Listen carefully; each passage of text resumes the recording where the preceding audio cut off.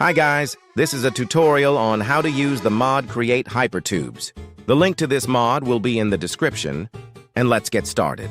So the first thing you will need is the hypertube block and also the hypertube entrance block. Place the entrance block. Then you will need to place a cog wheel on the side and a creative motor too.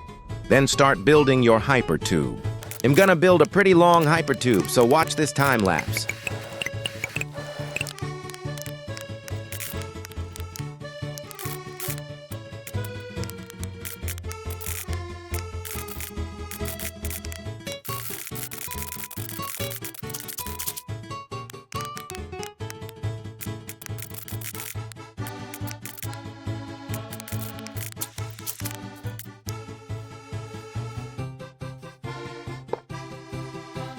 And finally, this is how it works.